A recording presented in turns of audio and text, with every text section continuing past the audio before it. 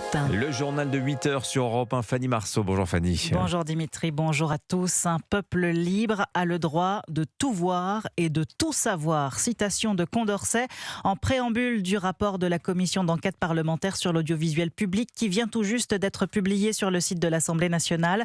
Après des mois de polémique, les conclusions de Charles Aloncle, le rapporteur UDR de cette commission d'enquête, vont enfin être dévoilées. Il y a 80 recommandations pour davantage de neutralité et d'économie chez France Télévisions et Radio France.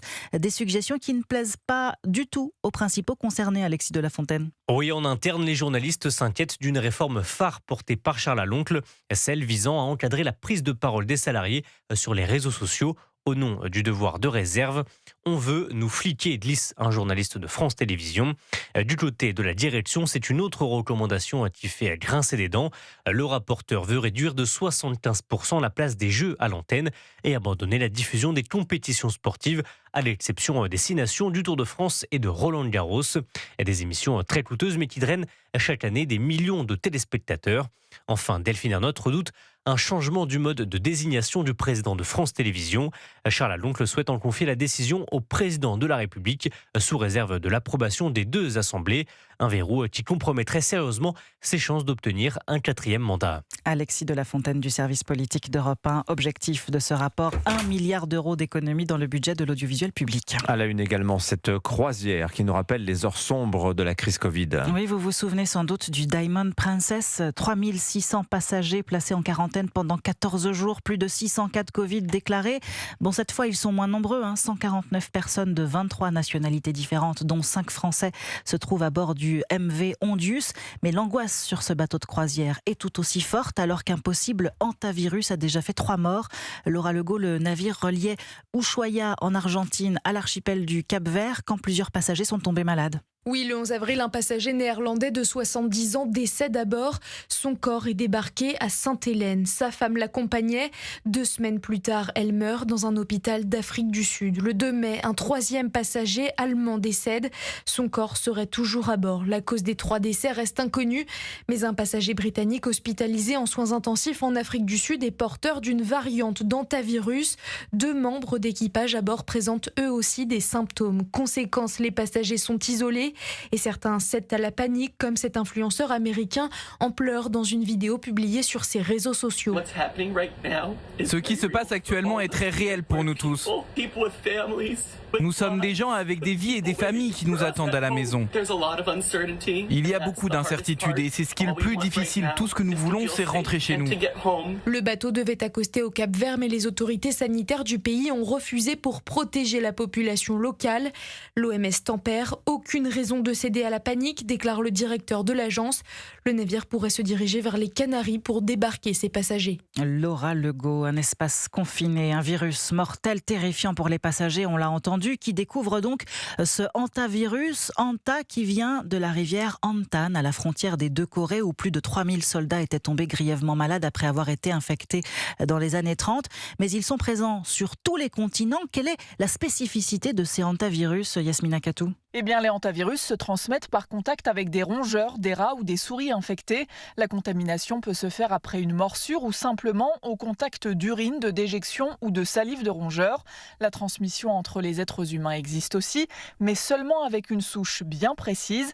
Elle est extrêmement rare et se fait uniquement lors de contacts très rapprochés, entre conjoints par exemple. Les symptômes sont ceux d'une grippe, fièvre, courbatures, maux de tête, mais il n'existe aucun traitement, aucun vaccin contre les hantavirus, explique le professeur Anne-Claude Crémieux, infectiologue et présidente de la commission technique des vaccinations de la HAS. Ces hantavirus qu'on trouve en Amérique donnent des tableaux très sévères qui nécessitent une réanimation très rapide en milieu spécialisé pour le pronostic ne soit pas trop catastrophique. Même avec une bonne prise en charge, les infections à hantavirus peuvent être très graves. 20 à 40% des personnes qui développent des symptômes respiratoires peuvent décéder de la maladie. Yasmina Katou, spécialiste santé d'Europe 1. La guerre des deux Corées, c'était dans les années 50. La France ne fait plus assez de bébés au premier trimestre 2026. On a encore enregistré plus de décès que de naissances. 154 000 nouveau-nés pour 174 000 décès. Le solde naturel du pays continue de chuter.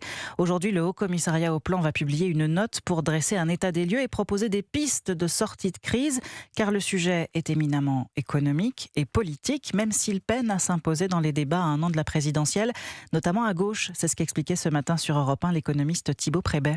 Les partis de gauche parlent pas du tout du sujet, ça les intéresse assez peu.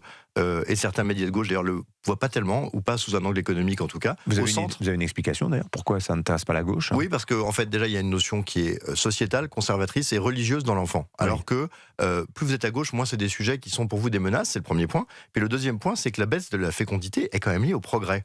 Et le progrès est vu comme très important à gauche, et le progrès sur le droit de la femme ou d'autres, certains y sont moins sensibles. Et en fait, vous voyez que, par exemple, à droite, avec M. Retailleau, on parle beaucoup. Pour le RN, ça sera un thème de campagne. Donc en fait, on retrouve tout à fait l'échiquier économique habituel, mais désormais sur la démographie. Voilà les précisions ce matin de Thibaut Prébet, auteur de l'ouvrage Démographie, la bombe tranquille, pourquoi tout va changer et comment nous y préparer aux éditions du Rocher. Interview complète à retrouver sur le site et l'appli Europe 1. Vous écoutez Europe 1 matin, il est 8h07. C'est un patrimoine exceptionnel, un morceau de l'histoire du XXe siècle. La boisserie, la maison du général de Gaulle à Colombey-les-Deux-Églises est en passe d'être vendue. Un site historique acquis en 1934 et où le général s'est éteint en 1970. C'est là, le 9 novembre 1970, un symbole au cœur de la Haute-Marne où l'on visite encore le bureau de l'ancien président, sa bibliothèque, sa salle à manger, une merveille à 1 kilomètre à peine du mémorial et de la Croix de Lorraine. Pas question donc pour l'État de laisser filer ce trésor national. Emmanuel Macron entend faire entrer cette maison dans le giron public. Arthur Delaborde. C'est une maison chargée d'histoire, désormais au cœur d'un dossier sensible. La boisserie appartient aux 4 petits-fils de Charles de Gaulle. Depuis la disparition de leur père, l'amiral Philippe de Gaulle en 2024, ils envisagent de vendre la propriété. Décision patrimoniale assumée. L'an dernier déjà, près de 350 objets ayant appartenu au général ont été vendus aux enchères, montant plus de 5,6 millions d'euros. L'État est intervenu dans cette opération en exerçant son droit de préemption. Mais cette fois, c'est la maison elle-même qui est en jeu, un lieu hautement symbolique. De Gaulle y a notamment rédigé ses mémoires de guerre. Il y est décédé en 1970. L'État cherche donc encore à reprendre la main. Une procédure de classement au titre des monuments historiques a été engagée en urgence. Le dossier est suivi de près par Emmanuel Macron. Des discussions ont également été menées par Rachida Dati avec la famille.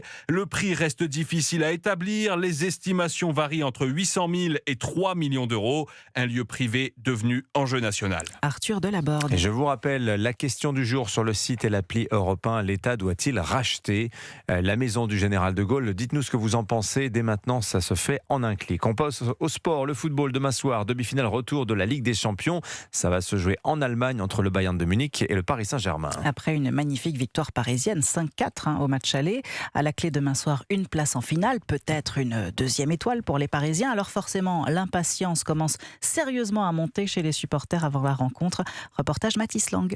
Crampons, chaussés, ballon dans les pieds, Noé, 19 ans, joue sur ce terrain synthétique avec quelques amis. Supporter inconditionnel du PSG, il ne s'est toujours pas remis du match aller. Incroyable, époustouflant, c'était un match historique. Et il espère bien que son club décrochera le ticket pour la finale. Je suis confiant, le PSG c'est un club incroyable et il l'a montré sur les 2 dernières saisons et je suis confiant, on va gagner. Mais avec seulement un but d'avance pour les Parisiens, le match de demain est risqué pour Noé. Un avis que partage l'un de ses amis. Moi je m'appelle Gabriel. Selon lui, face au Bayern, ce qui va faire la différence. Je dirais la communication, surtout sur le terrain, mais même je pense l'ambiance dans les gradins aussi. Et pour l'ambiance, les hommes de Luis Enrique pourront compter sur Amine et ses 2 amis venus floquer leur maillot à la boutique du Parc des Princes avant de partir. Tout le monde va à Munich. On a 8 heures de trajet. C'est la 3e fois on se déplace à Munich. Plus qu'à gagner quoi. Rien. Vous y croyez là? On y croit, carrément. Un pronostic. 3-0, c'est bien. D'ici là, un objectif, s'échauffer la voix. Et une chose est sûre, les 3 copains sont fin prêts. Mathis Lang, ce sera évidemment à suivre sur Canal+. Merci beaucoup Fanny Mars.